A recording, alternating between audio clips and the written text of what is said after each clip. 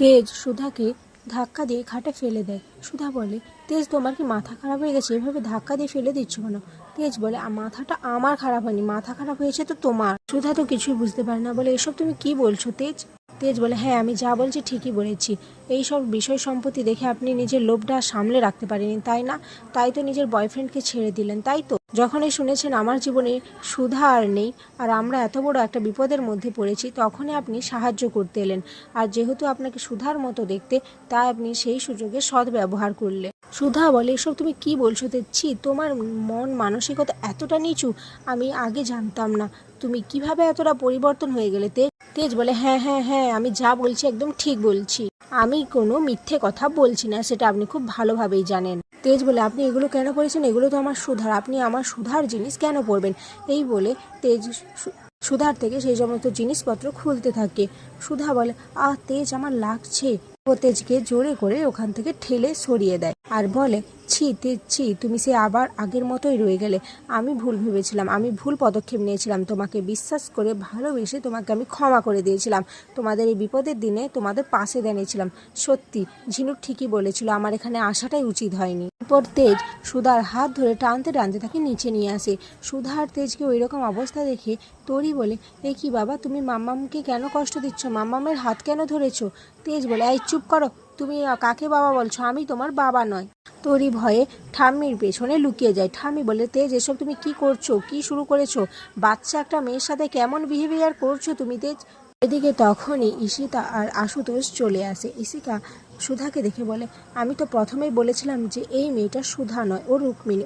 ও নিজের আইডেন্টিফাই আমাদের কাছে রুক্মিণী বলেই পরিচয় দিয়েছিল, আর এখন নিজেকে সুধা বলছে, কারণ ও এত বিষয় সম্পত্তি দেখে নিজেকে আর আটকে রাখতে পারছে না।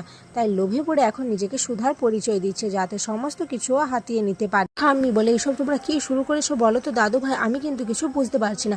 এরপর সুধার পাসপোর্ট আর যা সমস্ত কার্ড রয়েছে সেগুলো দেখাতে থাকে, যেখানে রুক্মিণী বলে লেখা রয়েছে।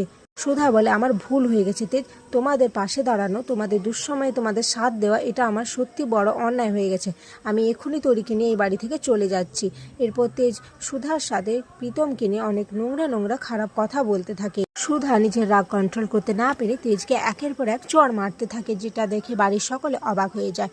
তেজ বলে, এই তো নিশ্চয়ই আসল রূপটা এবার বেরিয়ে এসেছে। সুধা বলে, হ্যাঁ এখন নিজের আসল রূপটা বেরিয়েই এসেছে। আমার মধ্যে যতটুকু সুধা ছিল সেগুলো সব মরে গেছে, আর এখন আমি শুধু রুক্মিণী, আর আমি এই বাড়িতে আর এক মুহূর্তও থাকবো না।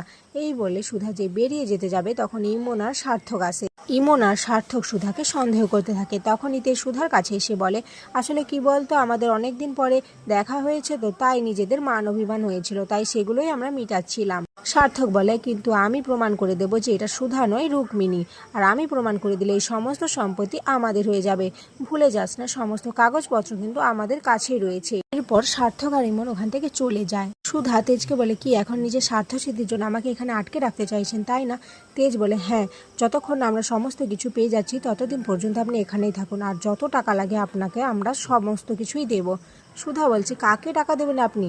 আমাকে, যার জন্য কিনা আপনারা সমস্ত কিছু ফিরে পেয়েছেন তাকে? ঠাম্মি বলে, দেখো আমি জানি না তুমি সুধা না রুক্মিণী, কিন্তু আমার মন বলছে তুমি আমাদের সুধা। তাই আমি চাইছি তুমি এই বাড়িতেই থেকে যাও। তুমি আমাদের রক্ষাকর্তা হয়ে এই বাড়িতে এসেছো, তাই আমি চাই তুমি এই বাড়িতেই থেকে যাও। সুধা বলে, আপনারা কোনো চিন্তা করবেন না ঠাম্মি, আমি আপনাদের সমস্ত কিছু ফিরিয়ে দেব। তখনই মন চলে আসে আর বলে, এই যে সুধা, অনেকদিন বাদে তো বাড়ি ফিরেছো, তা এতক্ষণ ধরে কি নাটক করছো? যাও না এখান থেকে। সুধাকে ঠাম্মি বলে, হ্যাঁ সুধা, তুমি এখন যে রেস্ট নাও। এদিকে ঘরে এসে সুধা দেখতে পায় তেজ ড্রিঙ্কস করছে। সুধা তেজকে এভাবে দেখে বলে, এ কি তেজ, তুমি এসব কি শুরু করেছো? তেজ বলে, আমার যেটা ভালো লাগবে আমি সেটাই করব। সুধা বলে, বেশ তাহলে আমি এই ঘর থেকে চলে যাচ্ছি। তেজ সুধাকে আটকে বলে, আমার ঘরে যেহেতু এসেছো নিজের পারমিশনে, কিন্তু যাবে আমার পারমিশনে। এরই মধ্যে তরি ওখানে চলে আসে। তরি এসে তেজকে বলে, বাবা আমি তুমি মাম্মামকে একসাথে ঘুমাবো না? আমরা তো অনেক দিনের স্বপ্ন এটা। তেজ বলে, কেন, তুমি মুম্বাইতে তোমার মা বাবার সাথে থাকোনি?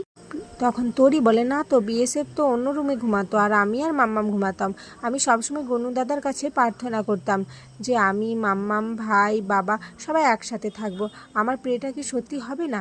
তরির কথা শুনে তেজ আর সুধা একে অপরের মুখের দিকে তাকিয়ে থাকে। আর এখানেই আজকের পর্ব শেষ হয়ে যায়।